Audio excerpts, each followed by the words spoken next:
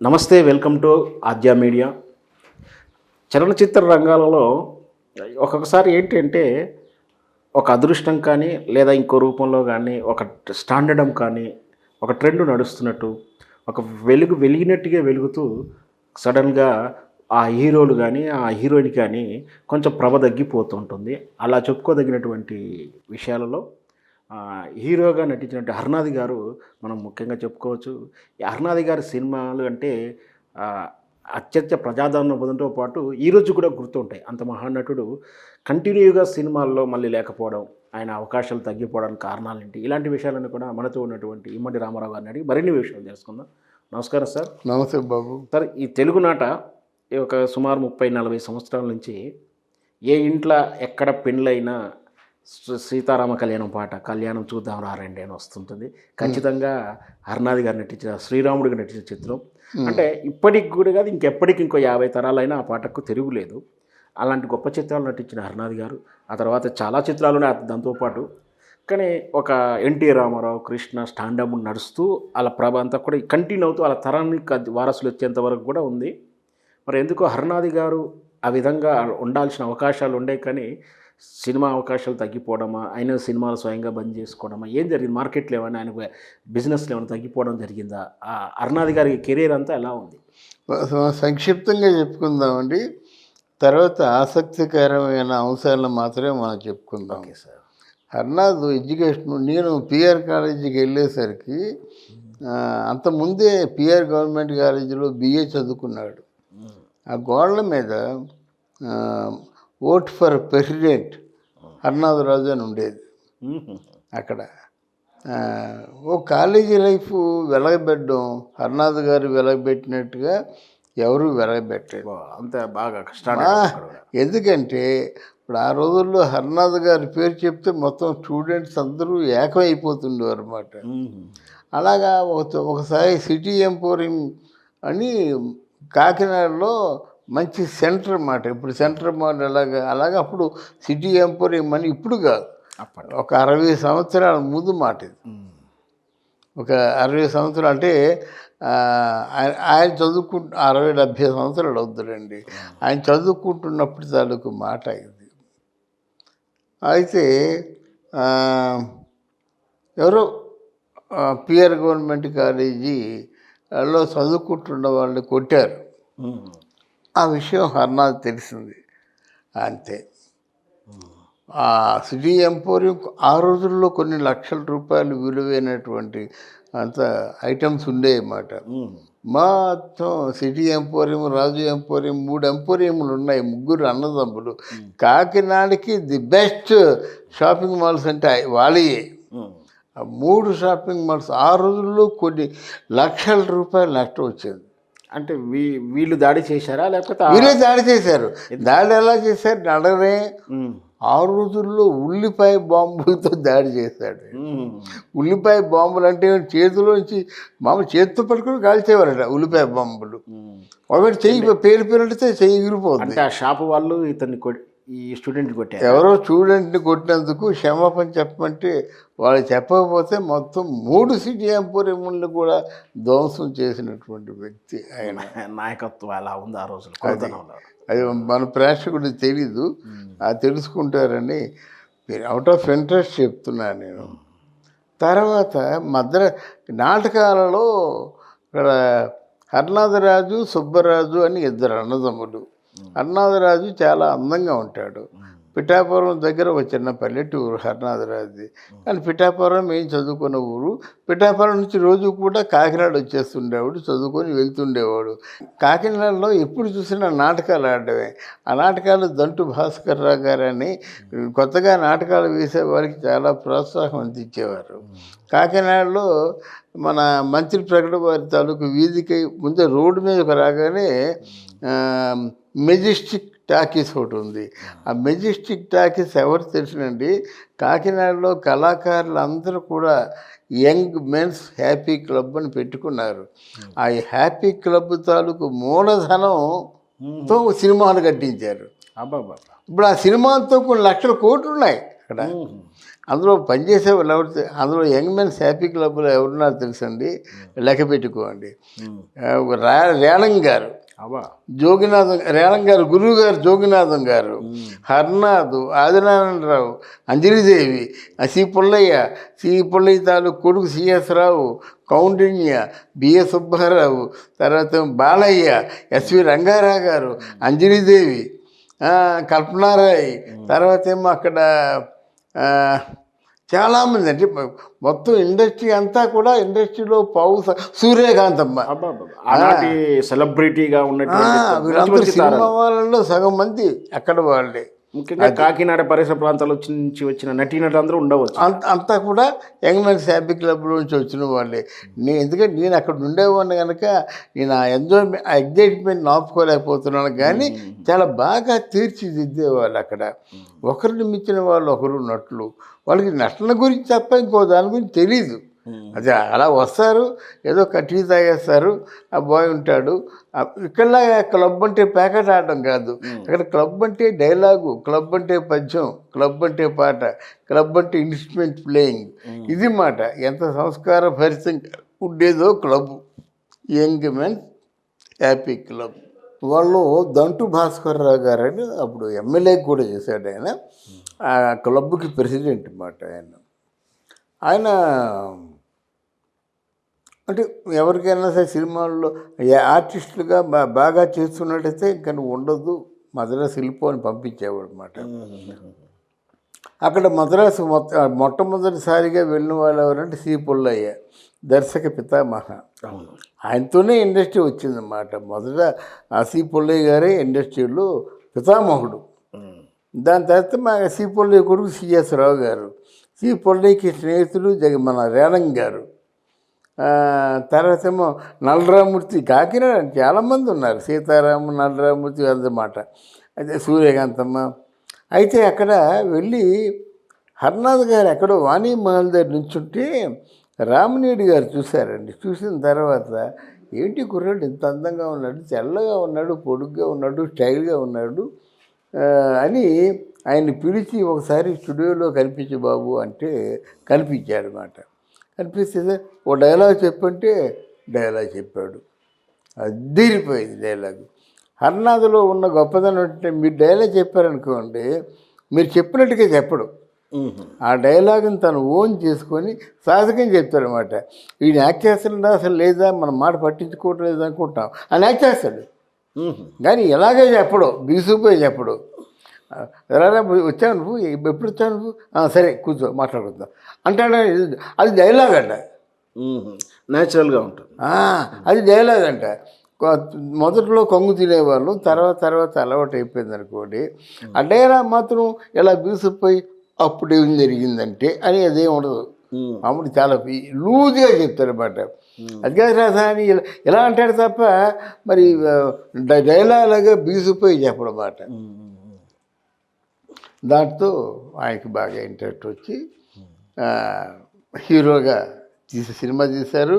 గురుగారు, మన హర్నాథ్ గారి మొదటి చిత్రం ఏంది? అవును, అది మా ఇంటి మహాలక్ష్మి. రామినేడు గారు ఇచ్చారు అవకాశం అన్నమాట. తర్వాత ఇండస్ట్రీలో ఎవరో కాకినాడ నుంచి అబ్బాయి ఇచ్చారట, బ్రహ్మాండంగా చేస్తున్నట, న్యాచురల్గా చేస్తున్నట్టు. అంటే అప్పుడు ఎన్ఐటి బ్యానర్లో చేరాడన్నమాట. చేరితే ఎన్ఐటి బ్యానర్ అంటే చిన్న విషయమా, చాలా ఒక డిసిప్లిన్గా ఉంటుంది కదా. హర్నాథ్ని ఏమంటారు తెలిసినండి, నీకు వేషం కావాలంటే అయ్యో మీకోసం వెయిట్ చేస్తున్నానండి, మీలాంటి వాళ్ళు వేషం వస్తే నా పేరు 10 మందికి తెలుస్తుంది కదా, అందులో మీరు రాముడు క్యారెక్టర్ అంటున్నారు, నాకు చాలా ఇష్టం అండి అని చెప్పాట హర్నాథ్. ఒళ్ళు దగ్గరించుకొని చెప్పాట. దానికి ఎన్ని కండిషన్స్ తెలిసినండి. అబ్బాయి నువ్వు మంతు అవుతావా, ఎవరైనా ఫ్రెండ్స్ వస్తే అన్నట. మరి అబ్బాయి నువ్వు పేకాడకూడదు, మంతు తాగకూడదు, మరి చికెను, మటను, ఫిష్ ఇలాంటివి తింటావా? తింటానండి, ఇవి లేకపోతే తినలేనండి అన్నట్ట. ఓకే, అదేం తినకూడదు, ఎన్ని రోజులు షూటింగ్ ఉంటే అన్ని రోజులు కూడా సాత్విక ఆహారమే తినాలి. తర్వాత ఏంటి నీకు మధ్యాహ్నం పూట ఇంటికి వెళ్ళి రెస్ట్ తీసుకొని వచ్చే అలవాటు ఉందా? 1 గంట అంటే అది కూడా లేదు, అది కుదరదు. ఈ వేషం ఎంతకాలం వేస్తారో అంతకాలం కూడా దీక్షగా ఉండాలి. అందులో రాముడు నిన్ను చూస్తే మాకు నమస్కారం పెట్టాలనిపించాలి అని చిన్న ఆయన తిరుగుతున్నారన్నమాట. తర్వాత నువ్వేమైనా అమ్మాయిలు వచ్చి నిన్ను ప్రవోక్ చేసిన అప్పటికే హర్నాథ్కి అమ్మాయిలు పడుతుండేవారు. సహజంగా ఆయన ఉన్నటువంటి సౌందర్యాన్ని కానీ సౌష్ఠవం చూస్తే అది ఉండకూడదు. అంటే ఆవిడ ఆ రోజుల్లో ఏంటంటే మద్రాసులో హర్నాథ్ని అయ్యంగార్స్ వాళ్ళందరూ బాగా డబ్బున్న వాళ్ళు వచ్చి కార్లు వేసుకొచ్చేవారు అన్నమాట. హర్నాథ్ని ఎత్తుకుపోతుండేవారు. హర్నాథ్ని ఆడవాళ్ళు ఎత్తుకుపోకుండా అక్కడ స్టంట్ రాజారావు ఉండేవాడు, ఎన్టీ రామారావు గారు ఇట్లా ఎప్పుడు ఉండేవాడు. అలాగే స్టంట్ సాంబశివరావు ఉండేవాడు అన్నమాట. ఇటుపక్క అటుపక్క కాపలా ఉంచేవారు. హర్నాథ్ సిగరెట్ బౌన్సర్లు గన్మెన్ పెట్టుకున్నట్టు ఇప్పుడు బౌన్సర్లు, అప్పుడు కస్టడీ మాట సెక్యూరిటీగా పెట్టుకునేవారు అన్నమాట. అలాగా చేసేసరికి ఇంకేముందండి, ఆయన రామారావు గారి తమ్ముడికి ఎంత ఇష్టమో హర్నాథ్ రాజు శ్రీరాముడు పాత్రలో కనిపించేసరికి చాలా బాగున్నాడు అన్నమాట. మాయాబజార్లో కృష్ణుడు అలాగూ సీతారామ కళ్యాణంలో రాముడు అలా. నిజంగా కూడా ఎన్ఏటి బ్యానర్లో రామారావు గారు కాకుండా రాముని వేషం ఇతనికి ఇవ్వడం అంటే చాలా. తర్వాత అది సీతారాముడు కళ్యాణం చూతమరారండి అనే పాటకి నిజంగా ఈయన గీతాంజలి ఎంత ముద్దుగా ఉన్నారు. ఈ రోజు కండి ప్రతి ఇంటి కళ్యాణ మండపంలో ఆ పాట కంపల్సరీ ఉంటుంది.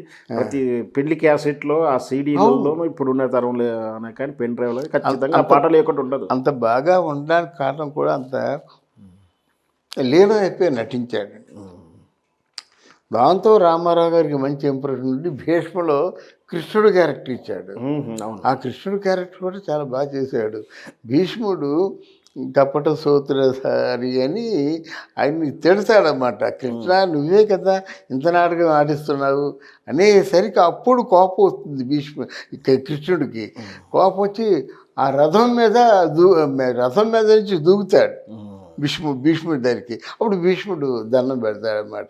అదే ఆ భీష్ముడు ప్రసన్నం చేసుకోవడం శ్రీ మహావిష్ణువుని, అది ఆ క్యారెక్టర్ చేశాడు. చాలా అద్భుతంగా చేశాడు. నిజం కృష్ణ పరమాత్మ కోపం వేస్తే ఎలా ఉంటుందో, అసలే పెద్ద కళ్ళు కదా, ఇలాగని దూకుతాడు. దూకేసరికి కృష్ణ ఆగ్రహం నా మీద, నీలో కలుపుకుంటే అంతకంటే నాకు కావాల్సిందే ఉంది కానీ అయినా ఎవరు అలాగే తన చావును తను ముహూర్తం చూపలేదు. కానీ ఒక భీష్ముడు రావణాసురుడు అంటే రామాయణంలో రావణాసురుడు చూపించాడు, భారతంలో భీష్ముడు పలానా ఉత్తరాయణం వస్తుంది, ఈ పలానా రోజుల్లో నేను శివైక్యం పొందుతానని చెప్తాడు అన్నమాట. అది అంటే ఇట్లాంటి ఎందుకు వివరాలు చెప్తున్నామంటే అంతగా లీనం అయిపోతున్నామండి. దాంతో హర్నాథ్ గారి పేరు బాగా దక్కిందన్నమాట. ఎవరైనా ప్రతి హీరోయిన్ కూడా హర్నాథ్ పక్కన యాక్ట్ చేస్తామని చెప్పడమే, ప్రతి బ్యానర్లో కూడా హర్నాథ్ గారు యాక్ట్ చేయడమే ఇలా జరుగుతుండగా ఒకవైపు ఏఎన్ఆర్ గారు సినిమాలు, ఒకవైపు ఎన్టీ రామారావు గారు సినిమా, మధ్యలో ఈ తరం వచ్చినటువంటి ఇతని మొత్తం సినిమాలు ప్రభ నడుస్తుంది అంటారు. అవును, అంటే ఏఎన్ఆర్ సినిమాల కంటే ఎన్టీఆర్ సినిమాల కంటే హర్నాథ్ సినిమాలు బాగున్నాయనే టాక్ వచ్చింది. అక్కడ వచ్చింది ప్రాబ్లం. అది అక్కడ వచ్చింది ప్రాబ్లం అన్నమాట. ఎప్పుడైతే టాక్ వచ్చిందో కొంతమంది ప్రొడ్యూసర్ల వర్గాల వారు వాళ్ళు కావాలనే తప్పించుకున్నారమ్మా. అయ్యో మన వాళ్ళు మనం ఎంకరేజ్ చేసుకోబట్టి ఈయన ఎవరు రాదట, ఇది మనకి ఇండస్ట్రీలో మనకి ఆయన సహాయం చేస్తాడా ఏంటి అని కొంతమంది ఆలోచించుకుంటుండేవారు అన్నమాట. నాగేశ్వరరావు గారు రామారావు గారు ఏమంటారో అని ఆలోచించుకుంటారు అన్నమాట. అప్పుడు పుట్టినవాడే కృష్ణ చౌదరి, అప్పుడు పుట్టినవాడే శోభన్ బాబు చౌదరి, ఇలా ఉంటుంది. మురళీమోహన్ ఇదంతా చౌదరి ఆ బెల్ట్లంతా కల్చరంతా వచ్చారండి. అప్పుడు హర్నాథ్కి ఎస్వి రంగారావు చాలా డేరింగ్ ఫీల్డ్. ఎస్వి రంగారావు ఎప్పుడు కూడా నాగేశ్వరరావుని ఎన్టీ రామారావుని ఖాతరు చేసేవాడు కాదు, వీళ్ళంటివి అనేవాడు అన్నమాట. అందుకేంటంటే ఈ ఇద్దరు ఈ సామాజిక వర్గం వాళ్ళు ఇండస్ట్రీని నాశనం చేసేస్తున్నారనే తలంపు ఎస్వీఆర్కి ఉండేది. ఎస్వీఆర్ కాపు వర్గం, కాపు సామాజిక వర్గం మాట. అప్పుడు హర్నాథ్ తాలూకు ఆ టాలెంటు ఆ న్యాచురాలిటీ చూసి హర్నాథ్ సినిమా చేస్తే చదరంగం అనే సినిమా డైరెక్షన్ చేస్తే ఆయనే హీరోగా పెట్టాడు. ఆయన పక్కనే జమునాని హీరోయిన్గా పెట్టాడు. అందుకే జమున అంటే హర్నాథ్కి విపరీతమైన ఇష్టం, చాలా ఇష్టం అన్నమాట. అందులో జమున హర్నాథ్ ఇద్దరు కపుల్ చాలా బాగా ఉంటారని చెప్పడం వల్ల అది చేశారన్నమాట. అలాగే ఏవిఎం వాళ్ళది నాది ఆడజన్మే అనే సినిమాలో కూడా హర్నాథు జమున యాక్ట్ చేశారు. ఇలాగా హర్నాథు జమున చేసినటువంటి సినిమాలు బాక్స్ ఆఫీస్ దగ్గర చాలా సక్సెస్ అయ్యాయన్నమాట. దాంతో జమునకు కూడా హర్నాథ్ అంటే ఒక విధమైనటువంటి ఒక ఆకర్షణ మొదలయ్యింది. హర్నాథ్ని బాగా చూసేది. ఏ మాట కామని చెప్పాలి. ఒకానొక టైంలో హర్నాథ్ని పెళ్లి చేసుకుందామని కూడా అనుకుంది. అవును, ఆ రోజుల్లో అది వార్త ఉండేది. అనుకుండేది. అనుకుంటే ఈయన హర్నాథ్ కూడా ఎంతో ఆశపడ్డేవాడు అనమాట. పడితే లాస్ట్కి అది జమున ఇంట్లో వాళ్ళు కాదనేసారు. మొత్తం ఎవరో ఆయన్ని శ్రీనివాసుని ఎవరో చేసి, అంటే మామూలుగా సైన్స్ లెక్చరర్ ప్రొఫెసర్ ఆయన చేసుకుంది. దాంతో ఈయన దేవదాస్ అయిపోయాడు. Okay okay okay. దేవదాస్ అయిపోవడమే కాకుండా ఇంకా రోజుకి ఒక పెగ్గు 2 పెగ్గులు కాదు, సీసాలు తాగేస్తుండేవాడు అన్నమాట. అప్పుడు ఇండస్ట్రీలో ఒక తమాషా నేచర్ ఉందండి. ఇండస్ట్రీలో పొరపాటున కానీ సెట్లోకి తాగి వచ్చాడా దొరికిపోయాడా వాడి జీవితం నాశనం అయిపోతుంది. వీడు తాగుడుకి అలవాటు పడ్డాడు. ఇంకా రాసిన బాబులు మనకి కస్తూరి శివరావు గారు అంతే కదండి. కస్తూరి పాప తాగొచ్చాడంటే చులకన భావం ఏర్పడుతుంది. తాగి వస్తారండి, కాల్షీట్ రాడండి, ఎగ్గొట్టేస్తారని చెప్తారన్నమాట. అదే ఒక ఎస్వి రంగారావు లాంటి వాళ్ళు మాత్రం చర్మం వచ్చేస్తారు. నా కొడకల్లారు తాగితే మీకేంట్రా, తాగిపోతే మీకేమిట్రా, నా తెల్లవారు నా నిద్ర లేదు, తాగితే కానీ యాక్ట్ చేయలేను, ఇప్పుడు యాక్ట్ చేయమంటారా ఇడిపోమంటారా మీరు అలా మాట. బట్ చాలా ఫెరోసియస్గా ఉండేవాడు. అంటే ఎవరిని లెక్క చేసేవాడు కాదు ఎస్వి రంగారావు గారు. ఇక్కడ హర్నాథరాజుకి ఒక ప్రచారం మొదలైపోయింది. షూటింగ్లు రాడు, వచ్చిన తాగేస్తాడు. ఎప్పుడు జమున షూటింగ్ ఎక్కడైతే అక్కడికి వెళ్ళిపోతాడు. జమునను చూడకుండా ఉండలేకపోయేవాడు అన్నమాట.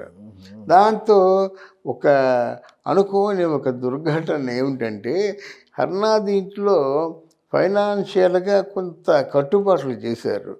ఇదేమైపోతుందో సొమ్మని చెప్పేసి స్నేహితులు కూడా చెడగొట్టారు అని. ఇది స్నేహితులు అసలు చెడగొట్టిందే స్నేహితులేండి. ఎందుకంటే మొదటి నుంచి వేషాలు బాగా వేస్తున్నా బాగా వేయకపోయినా సాయంత్రం వేసరికి కొంతమంది స్నేహితులతో కూర్చొని అలవాటు. అప్పు చేసి మరి స్నేహితులతో కూర్చునేవాడు. అదేం గొడవో తెలీదు. ఆ రోజుల్లో ఎవరింటికైనా వెళ్ళి ఒక 1000 రూపాయలు అప్పు చేసి 1000 రూపాయలు చాలు. ఆ రోజు తెల్లవారులు తాగాలంటే 1000 రూపాయలు చాలా కుప్పలు. అలాగా డబ్బులు అప్పు చేసి మరి తర్వాత ఎప్పుడు ఇచ్చేవాడు, కానీ మొత్తానికి అప్పు చేసి తాగేవాడు అన్నమాట. అలాగే ఆయన పేరు పూర్తిగా దుష్ట ప్రచారం మొదలయ్యి ఎవరు యాక్ట్ చేసుకుండా, తర్వాత ఏమో జమునతో కృష్ణగారితో సినిమా చేశాడు. ఆ సినిమా రిలీజ్ అయితే డబ్బు వచ్చేది, కానీ రిలీజ్ అవ్వలేదు. తర్వాత ఎక్కడ చూసినా అప్పులు పెరిగిపోయినాయి. ఆర్థికంగా రూపాయి సంపాదించలేదు. ఈ తాగుడు వల్ల ఏమో ఆరోగ్యం పాడైపోయింది. కళ్ళు కనిపించడం లేదు సరిగ్గా. హర్నాథ్ గారికి వివాహం జరిగిందా, వారసులు విషయం ఏంటి? శ్రీనివాసరాజు ఉన్నాడు కదా. శ్రీనివాసరాజు అంటే హర్నాథ్ కొడుకు. నాకు చాలా మంచి ప్రాణమిత్రుడు. ఆయన ఫోన్ చేస్తారు. ఇప్పుడు వాళ్ళెవరు కూడా సినిమాలకు మళ్ళీ రాలేదు. సినిమాలకు వచ్చారండి, వచ్చాడు. నేనేమో నా డైలాగ్ సినిమాలో శ్రీనివాసరాజుని పిలిపించి ఫోటో షూట్ పెట్టా. మొన్న ఫోన్ చేసి అదే అన్నాడు అన్నమాట. మళ్ళీ మా నాన్నగారి గురించి మీరే చెప్తారండి, ఎవరు చెప్తారండి అని చెప్పాడు. అంటే శ్రీనివాసరాజు మన కృష్ణరాజు గారి ఇంట్లో అన్ని వ్యవహారాలు చూసుకుంటుండేవారు.